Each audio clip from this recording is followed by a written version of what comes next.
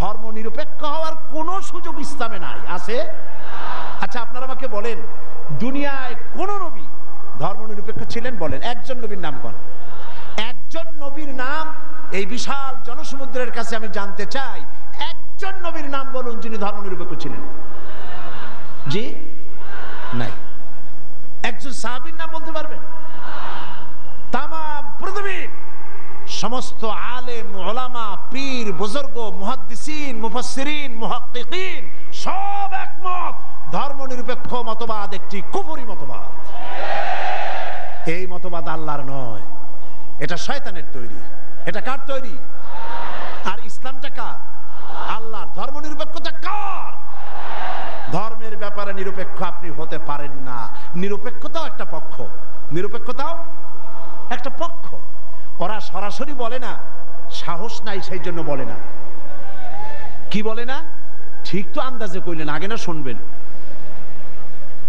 সরাসরি বলে না, কারণ এদেশে মুসলমান বেশি, সেই জন্য সরাসরি বলে না আল্লাহ নাই, ওইটা বলতে পারে না। বলে যে আল্লাহ আছে, তবে তাদের জায়গাটা একটু সীমাবদ্ধ। কোথায়? এই জাতীয় মসজিদ বাইতুল মুকাররম, তাও তার পাশে যে ফাউন্ডেশন আছে ও দূর আর যাবে না। বাইতুল মুকাররম মসজিদ, অন্যান্য মসজিদগুলি, মসজিদ, খানকা, মাদ্রাসা, এতিমখানা, এর মধ্যে আল্লাহ এবং রসুলকে রাখা হয়েছে। আর বাকি আমার জীবনের বিস্তীর্ণ অঙ্গনে অর্থনীতি, সমাজনীতি, রাজনীতি, স্বরাষ্ট্রনীতি, পররাষ্ট্রনীতি, আমার সেক্রেটারিয়েট, আমার ক্যান্টনমেন্ট, আমার পার্লামেন্ট, এসব জায়গাগুলি আল্লাহর উপরে 144 করা হয়েছে। রসুলের প্রতি 144 চালু করা হয়েছে। এখানে 144 ধারা, আল্লাহও ঢুকতে পারবে না, রসুলও ঢুকতে পারবে না। আল্লাহ রসুলকে দুইটা ভাগ করা হয়েছে। আমার নামাজ, রোজা, হজ, যাকাত আল্লাহর কথা মতো, আর আমার অর্থনীতি, সমাজনীতি, রাজনীতি এগুলি হবে আমার নিজের চিন্তা মতো।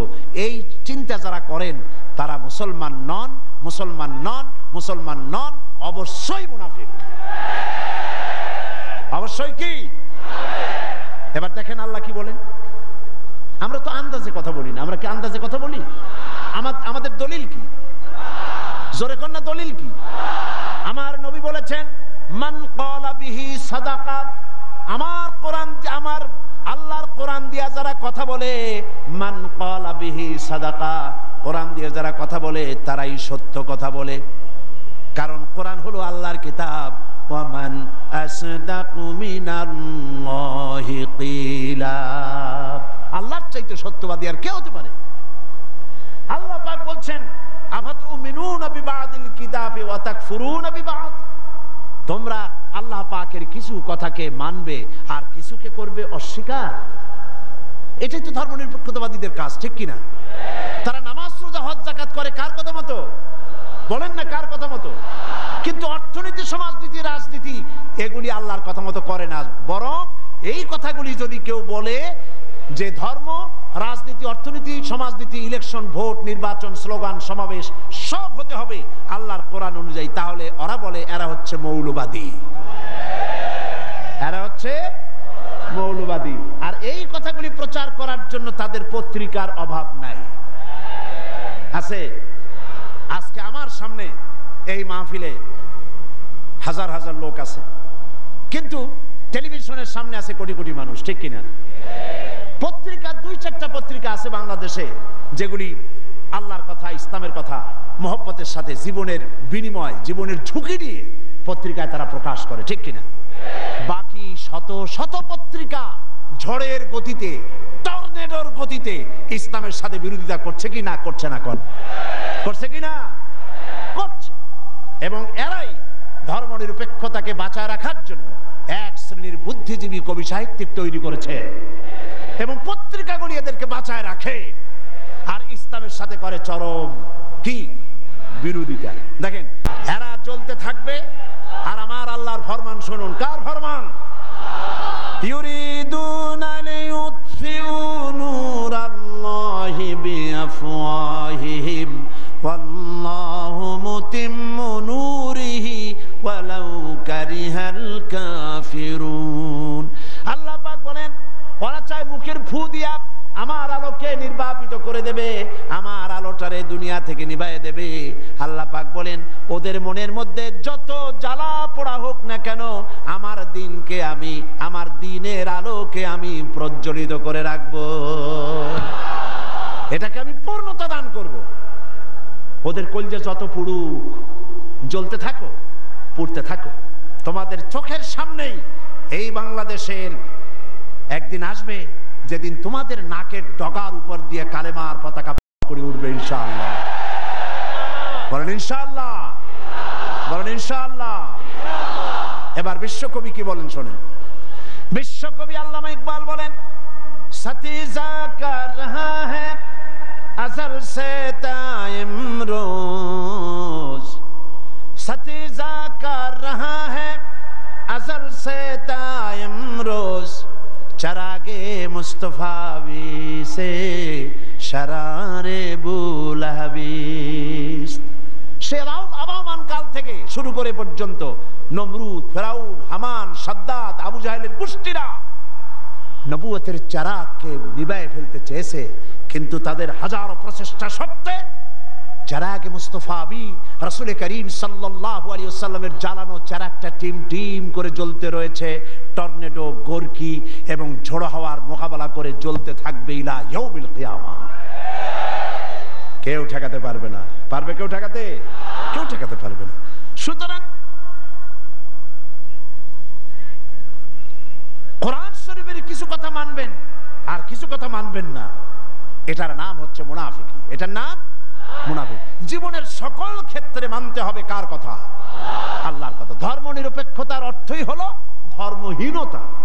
এই ধর্ম নিরপেক্ষতায় যারা বিশ্বাসী তারাই 1972 সনে বাংলাদেশের সবগুলি ইউনিভার্সিটির মনোগ্রাম থেকে ইকরা বিসমি রাব্বিকাল্লাযী খালাক রাব্বি জিদনি ইলমা কোরআনের আয়াতকে তারা তুলে ফেলেছিল। যারা এই ধর্ম নিরপেক্ষতায় বিশ্বাসী তারাই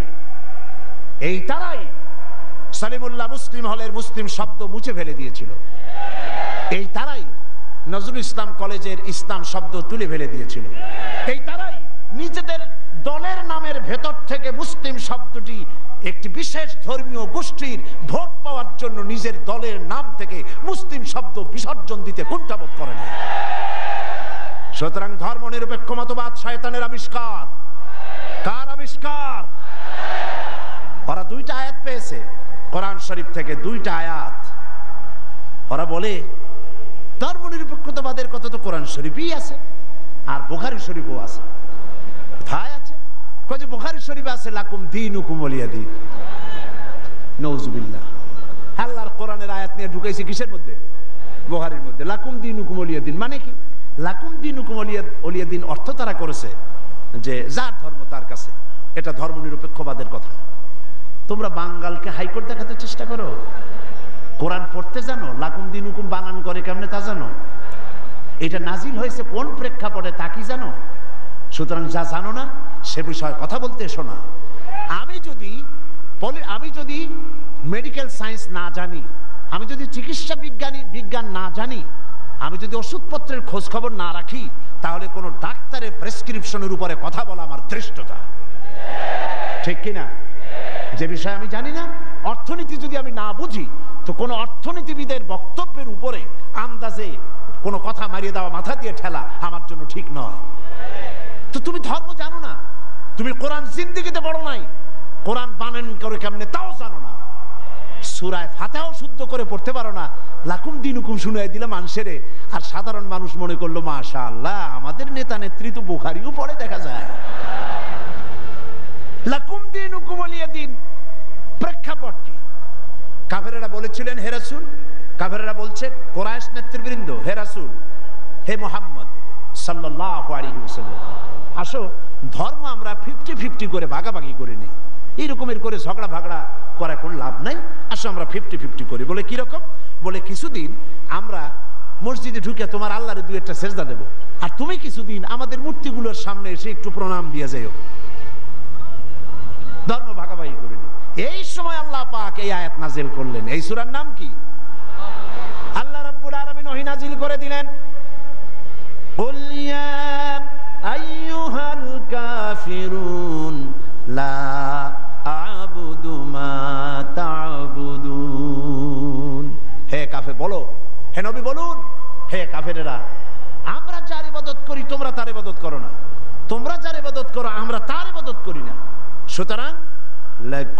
দীনুকুম ওয়ালিয়াদিন। তোমরা তোমাদের দিন নিয়ে থাকো, আমরা আমাদের দিন নিয়ে থাকি। এটা তো নিরপেক্ষতার কথা নয়, এটা তো পক্ষের কথা। তোমরা তোমাদের ধর্মের পক্ষে থাকো, আমরা আমাদের ধর্মের পক্ষে থাকি। এইটারে তারা বানাইছে নিরপেক্ষর আয়াত। নাউযুবিল্লাহ। কোন শয়তান এদের শিখাইছে আল্লাহই জানে। এরপরে আরেকটা আয়াত তারা বেছে নিয়েছে, সেটা হচ্ছে লা ইকরাহা ফিদ্দিন। ধর্মের মধ্যে বাড়াবাড়ি নাই। নামাজও পড়ে না জীবনে, ওদের সে লোকই বক্তৃতা করে কোরআনের আয়াত দিয়া।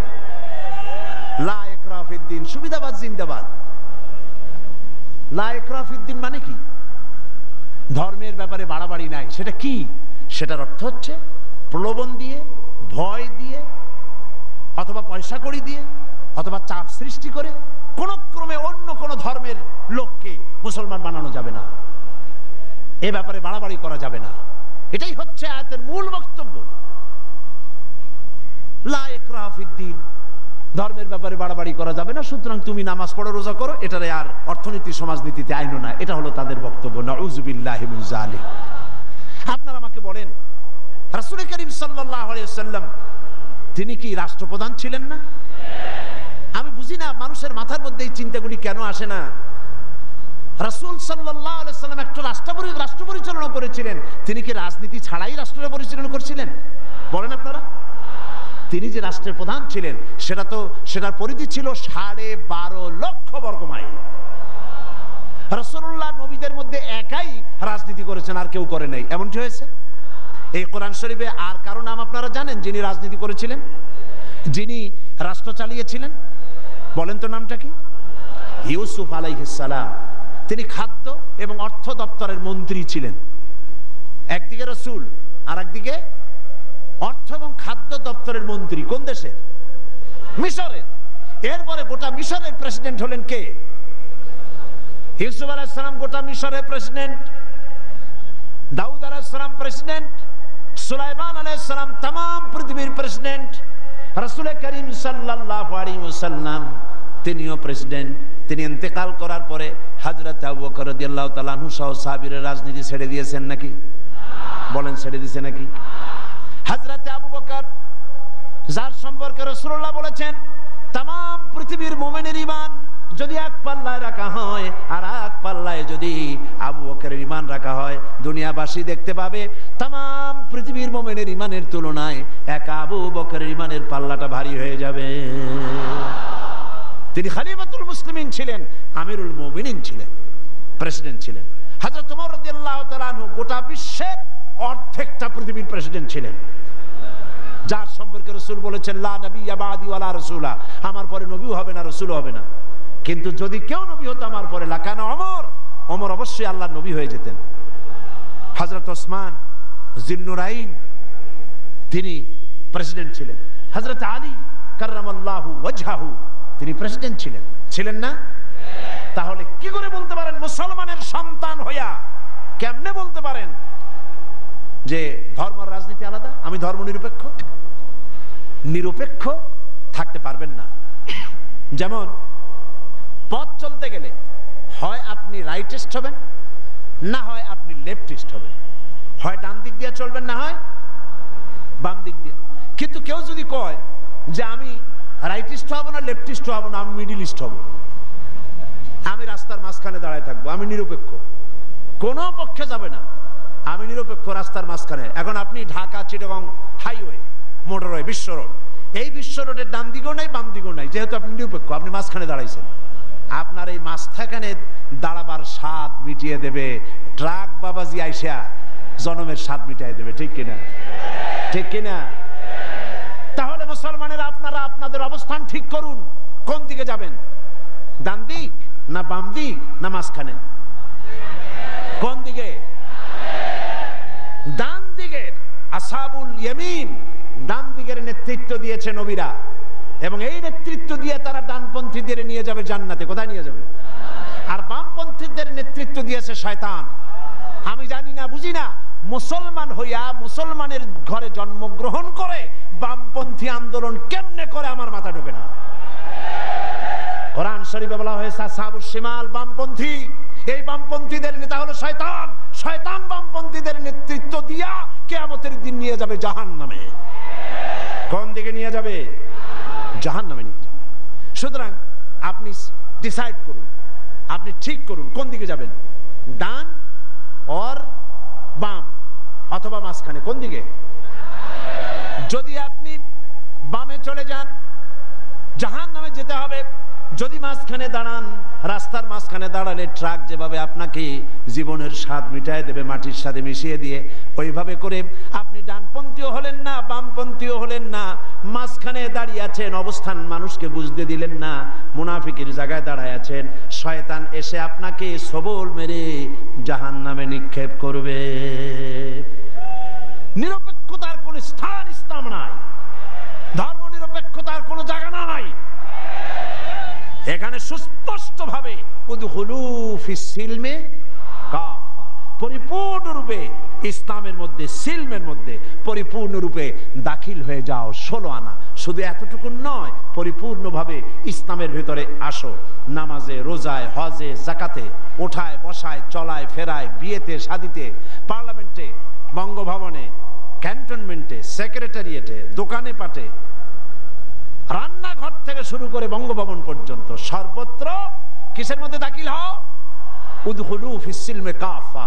16 আনা পরিপূর্ণরূপে ইসলামের মধ্যে দাখিল হয়ে যাও। অল্প একটু হলে পরে হবে না, 2 আনা 4 আনা হলে হবে না, পরিপূর্ণরূপে ইসলামের মধ্যে দাখিল হওয়ার জন্য আল্লাহ রাব্বুল আলামিন এই আয়াতে কারিমার মধ্যে নির্দেশ করেছেন।